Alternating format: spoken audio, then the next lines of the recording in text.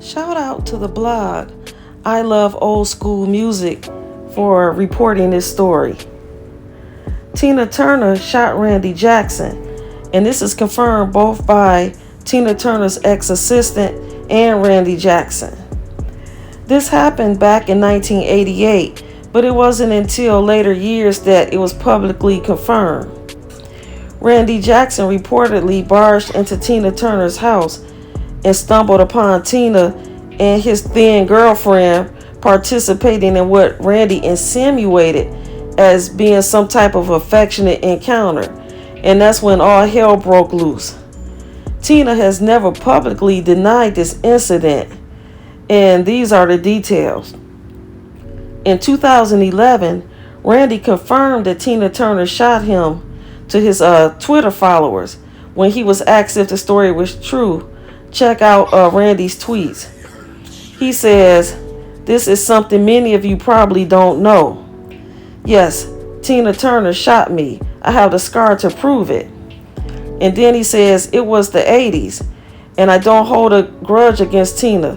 She is a great artist and an asset to our industry." And then he hinted that something freaky was going on between the two ladies. He said, "I went to Tina's house to see my girlfriend, and I guess I caught them off guard. Next question." And then he says, "Having said that, there was no violence on my part, nor have I ever owned or carried a weapon." And then Tina Turner's former assistant told all about the reported shooting.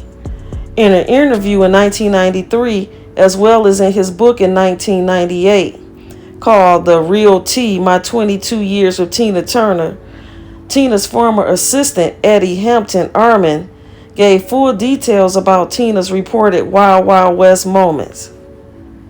He said Randy had fallen out with his mistress, Bernadette Roby Swan, and she fled to Tina's house. Eddie recalled, "I opened the door to Bernadette and she sobbed. 'I can't take it anymore. Randy is threatening me.'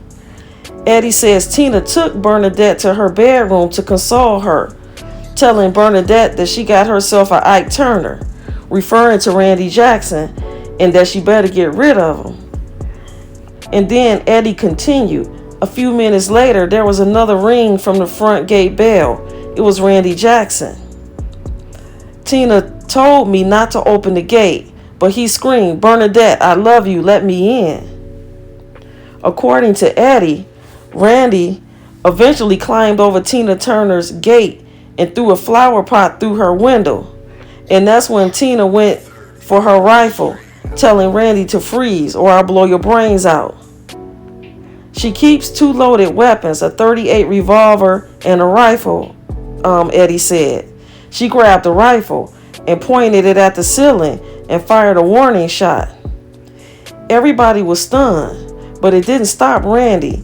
He fell to his knees and begged his girlfriend to go with him.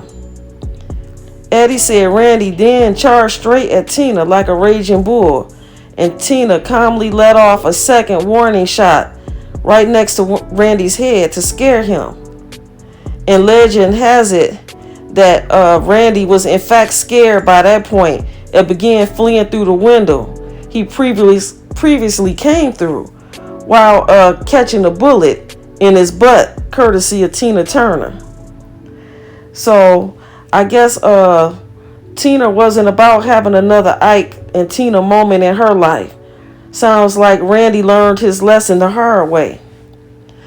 And at that time, Tina Turner, who was 49, was allegedly an accurate shooter, and that day seems to have intentionally avoided hitting Randy's vital organs. All seems to be forgotten though, at least from Randy's point of view. So that was a story that I didn't know. I asked my mother if she knew about it. She said she didn't know about this one. So that's an interesting fact. Tina Turner is no joke. She's nothing to play with. Just like she kicked Ike's butt, eventually she shot Randy Jackson. So that's someone that should never have been messed with. So what do you guys think about this story? This is just another series in my old Hollywood stories.